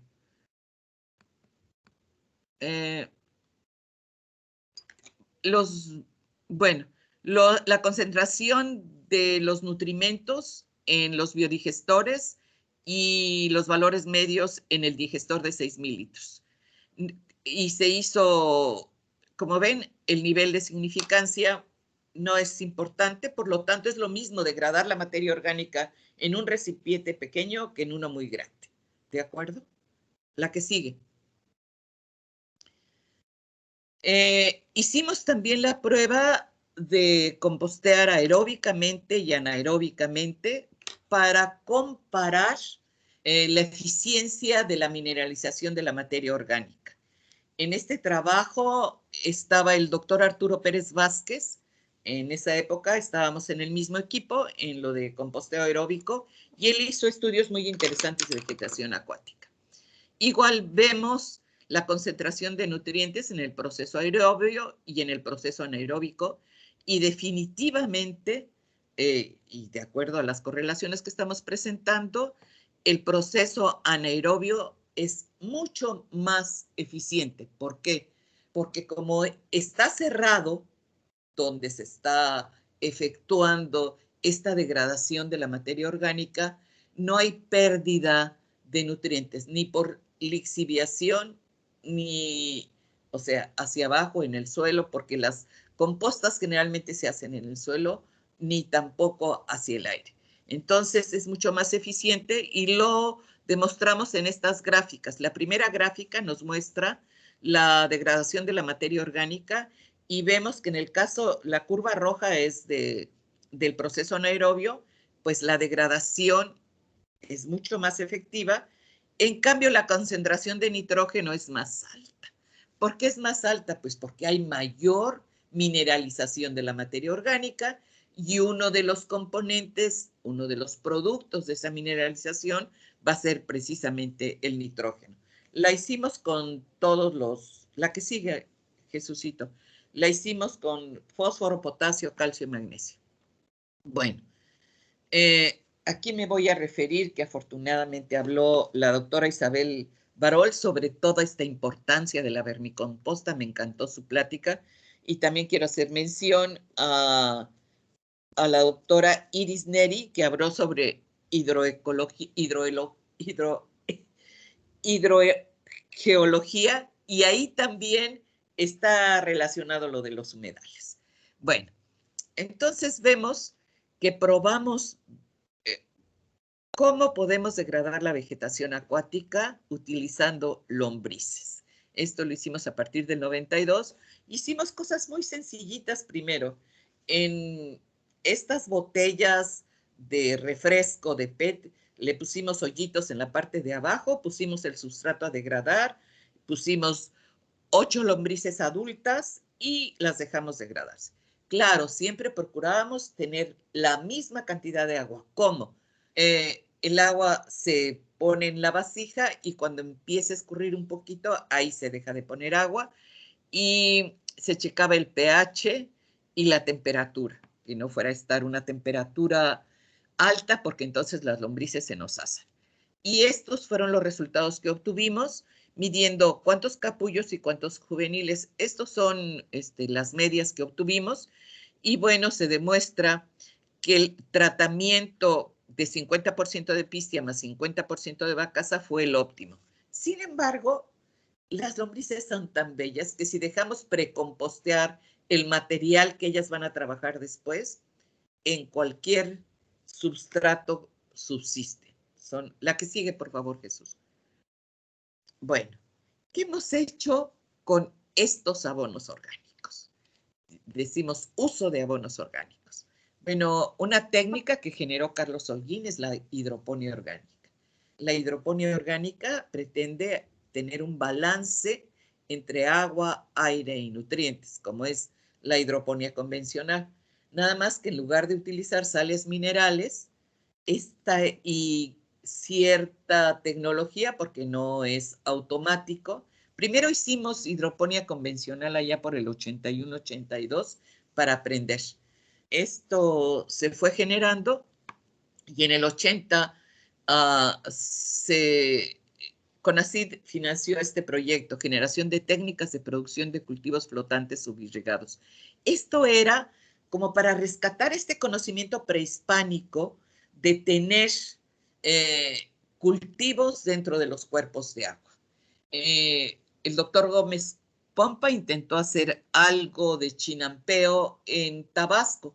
Lo que pasa que no resultó porque hizo la misma técnica que las chinampas de Xochimilco, y entonces cuando viene el agua, ya ven cómo está Tabasco ahorita, pues se llevó todo.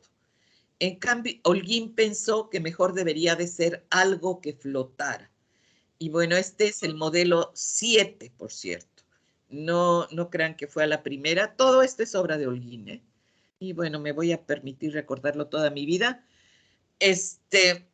¿Y qué beneficios nos da esta técnica de hidroponía orgánica? Pues una producción intensiva de cultivos. Los sustratos formados son producto de la digestión anaeróbica y ahora del lombricomposteo. Difícilmente presentan problemas fitopatológicos los cultivos y hay un abastecimiento de agua regulado por la planta. Y se demuestra en esta curva que presentamos. Arriba está la evaporación. Se midió la evaporación del agua en un recipiente con agua y se iba midiendo cada hora. Y también el consumo de agua por el cultivo. Entonces, ustedes ven que casi coincide. Y hay un momento en que cuando deja de tener agua, para que ya no pierda más agua, hay un cierre estomático. Entonces eso ayuda hasta a conservar el agua dentro de la planta. La planta es inteligentísima, se defiende de todas. Hemos trabajado en estos flotantes y hemos trabajado en zanjas de subirrigación. ¿En qué consiste esta? El substrato está, pero abajo del substrato se ponen mangueras para que abastezcan el agua. Entonces el agua al subir, sube por ese substrato orgánico y entonces diluye los nutrientes, y las raíces de la planta son las que regulan el abastecimiento de agua y nutrientes. Él ya había trabajado en algo similar en riego por succión. Y la que sigue, y antes de abandonarnos físicamente, estaba haciendo algo mucho más innovador en este sentido. Bueno, después de la investigación aplicada, ¿qué hacemos en capacitación y transferencia? Bueno, con respecto a bonos verdes, hubo en el ciclo 98-99 un programa de Semarnat, que era el programa de sedentarización de la milpa para evitar, el rosa tumba quema, y entonces decían ellos rosa tumba pica. Nosotros trabajamos con Jamapa, ahí nos tocó trabajar, Fundación Rockefeller nos financiaba el proyecto y Semarnat también, y entonces le entraron todos estos productores. Como ven, el rendimiento de kilogramos por hectárea de pica pica, pues no es muy bueno, pero como se los pagaron a 11 pesos el kilogramo, pues les fue bastante bien.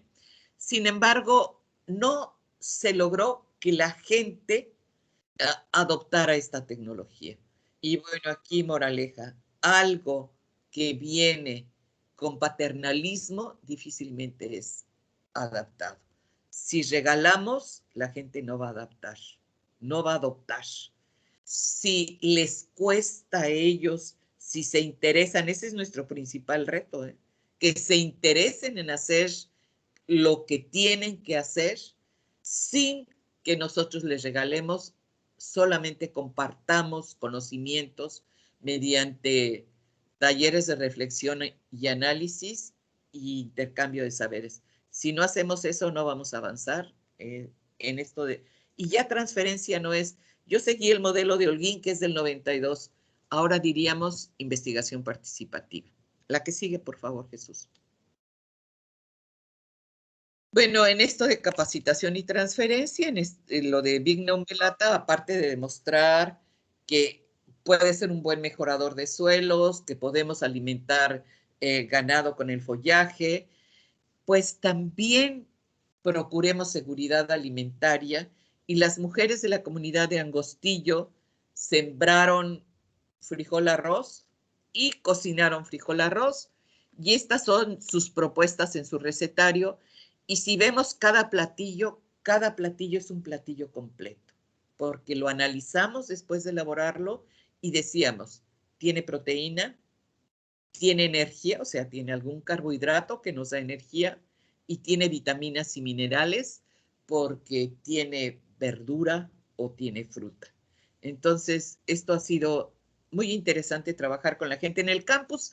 Como 10 años antes de esta experiencia, hicimos un concurso de frijol arroz y fue un éxito. No puedo tener todo. Por favor, la que sigue, Jesucito. Bueno, en composteo aerobio.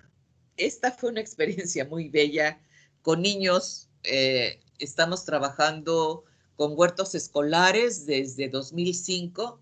No crean que hemos logrado la gran cosa, pero ahí vamos. Y seguiremos yendo para mejorar la seguridad alimentaria de los niños y las familias a través de los niños, que las mamás a ver si así se interesan. La otra es, en los comedores escolares se está trabajando, pero también en los huertos escolares. Se tiene gran problema. Uno piensa que los profesores están interesadísimos y son casi los menos interesados, porque ellos tienen su propio quehacer. Trabajan en la mañana en una escuela y en la tarde en la otra. Generalmente las directoras que nos hemos topado son muy, muy proactivas, pero la maravilla es que los niños son los más interesados. Y la verdad, esos son los que más nos interesan. Y hemos logrado cosas bastante interesantes con ellos. La que sigue, por favor, Jesucito. 5 minutos, doctora. Sí, ya voy a acabar. Aquí la digestión anaeróbica, el chico que se ve en las fotos en medio hizo su tesis sobre digestión anaeróbica en el campus y él fue y aplicó sus conocimientos con un grupo de mujeres allá por el bosque de niebla. Les financiaron un proyecto de flores y ahí ellas están haciendo sus digestores anaeróbicos. La que sigue, por favor. La que sigue, por favor. En lombricomposta. Nosotros vemos las botellas como las que les mencioné, pero de ellas fue la idea de colgarlas. Esta investigación participativa se hizo en la Laguna La Espuma, que está aquí en Veracruz, con el grupo de mujeres de hormigas acuáticas. Y abajo vemos una foto de unos niños. Contamos con la ventaja de tener un centro de aprendizaje e intercambio de saberes en el campus. Y van muchísimos niños, sobre todo las escuelas están yendo, los grupos de mujeres, y ahí los niños están compartiendo cómo es la lombricomposta y descubriendo a las lombricitas. La que sigue, por favor. Y en hidroponía orgánica. Estos son los módulos que se han logrado establecer. Uno en Tres Zapotes en el 94, abajo La Popotera en el 2006. A la izquierda abajo es un canché, la adaptación de esta forma de cultivo, de esta estructura de cultivo maya, pero adaptado con la hidroponía orgánica. Y en la parte de arriba superior, la producción de esquejes de vainilla por hidroponía orgánica en el patronato de la cuenca del Papaloapan. Y bueno, pues fue un éxito porque se sembraron 54 esquejes, pero hubo una sobrevivencia nada más de 85-18, pero el crecimiento de 5.61 metros y el mínimo de 0.9, cuando bueno, esa es la media, pero el promedio de crecimiento normal era como de 45, no llegaban a 1 metro. La que sigue. Comercialización. En la mucuna era lo que yo les decía, que les pagaron a 11 pesos el kilogramo y lograron comercializar, pero fue una vez. Y en hidroponía orgánica comercializamos flores de crisantemo y ahí está la utilidad comercial. Pero aquí hubo un grave problema. Los investigadores no somos buenos para comercializar y siempre hay intermediarios. Siempre hemos tratado de comercializar y comercializamos malanga y espinaca de agua en Chedraui. Espinaca de agua durante 4 años en Chedraui y malanga cada vez que teníamos una cosecha, pero no es fácil. La que sigue, por favor. Estas son las referencias. La que sigue. La que sigue. Y bueno, no se puede enseñar nada a un hombre, solo se le puede ayudar a descubrirlo en su interior. Yo creo que nosotros somos parte de un conocimiento que tenemos que compartir y creo que el conocimiento debe ser siempre compartido. Y aquí hay una pintura que hicieron unos niños que ahora ya hasta maestros en ciencias son, con una visión de lo que es un agroecosistema. Hicieron un recorrido, una semana de la ciencia, y vieron todo lo que tenemos en el campus, y esta es la pintura que hicieron ellos. Es como se imaginan que debe ser, y me parece maravilloso. Una planta de maíz con 8 mazorcas, sin transgénicos. Entonces, el futuro está enfrente. ¿Aceptamos ese reto? Muchísimas gracias.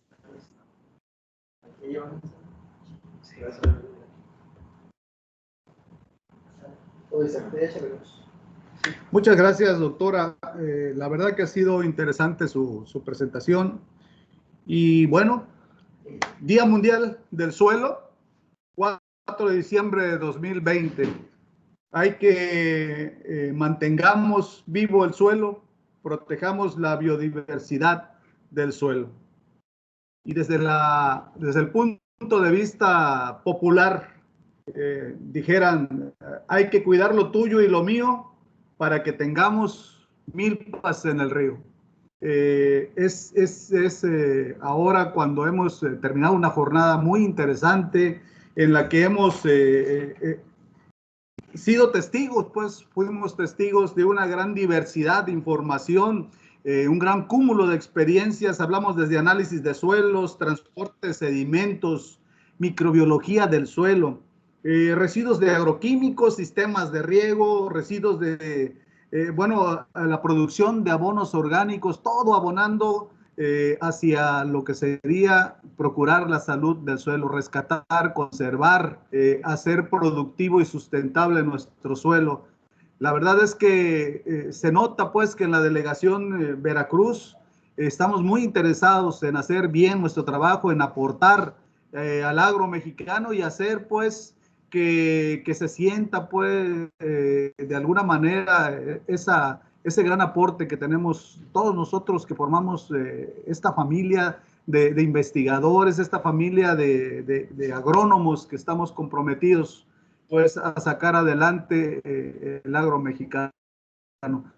La verdad que ha sido desde mi particular punto de vista, de mi punto de vista personal, estar con ustedes. La Sociedad Mexicana de la Ciencia del Suelo también agradece mucho el esfuerzo, el tiempo que han dedicado para estar acá con nosotros. Y no quisiera ya alargarme más, simple y sencillamente agradecerles el favor de la atención a todas las personas que han participado todo este día. Y quisiéramos ya aprovechar como para finalizar este evento, este día, esta jornada, que el doctor Jorge López Collado, presidente de la delegación Veracruz de la Sociedad Mexicana de la Ciencia del Suelo AC, nos hiciera el grandísimo favor de hacernos llegar algunas palabras y clausurar el evento. Doctor, son suyos los micrófonos. Sí, muchas gracias, doctor Rigoberto Cetina. Dos anuncios antes de la clausura. La primera es felicitar aquí a los compañeros de INIFAP del campo experimental Cotaxtla. Hoy cumplen 66 años de haberse fundado este centro de investigación. Se lo tenían muy bien guardado, no quisieron mencionar nada durante el evento, pero hoy están de manteles largos. Muchas felicidades. Gracias a ellos, pues dos de los importantes investigaciones que ellos han logrado, entre muchas otras, claro está, es el maíz tuspeño, que se utiliza en todo el país, y el frijol negro jamapa, que se utiliza en todo el mundo.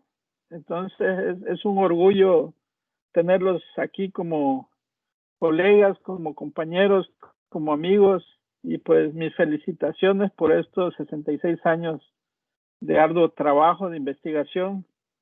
Y pues me siento muy orgulloso pues de contar con ellos, con todos los amigos de INIFAP.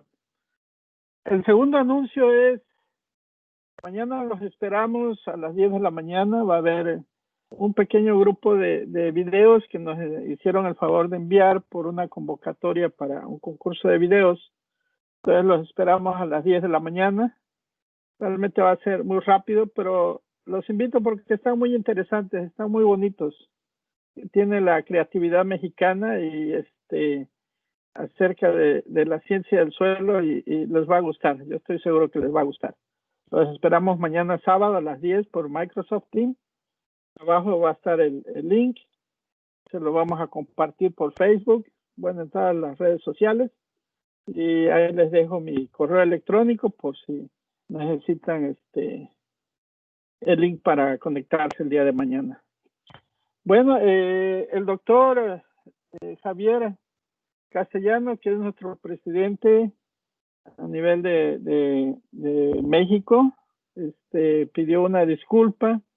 Él había asegurado que iba a poder estar hoy para dar la clausura, pero pues lo comprendemos porque actualmente hubo muchos eventos a nivel nacional, entre ellos el nuestro, sobre el Día Mundial del Suelo.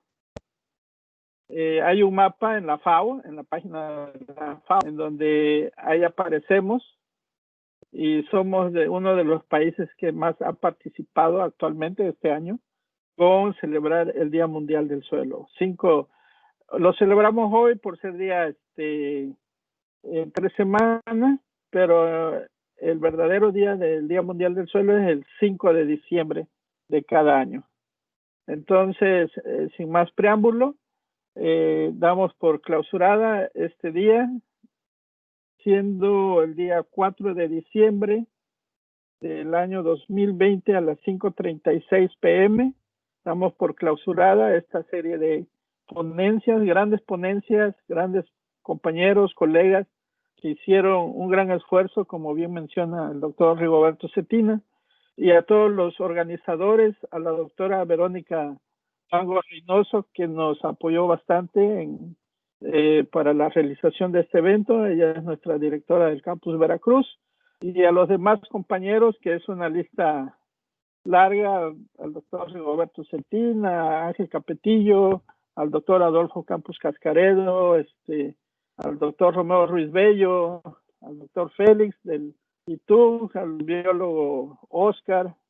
Bueno, hay una serie de colegas que estuvieron trabajando muy duro para la realización de este evento. El video que ustedes vieron fue parte de una actividad que hicieron el doctor Rigoberto Cetina y el maestro Ángel Capetillo. Agradezco mucho el video, está muy bonito. Felicidades también. Entonces damos por clausurada el día de hoy de nuestras actividades en el Día Mundial del Suelo. Muchas gracias por su presencia. Que descansen. Doctor, propongo una foto de todos, que abran sus cámaras. Ah, muy bien. Pueden abrir sus cámaras y sus micrófonos.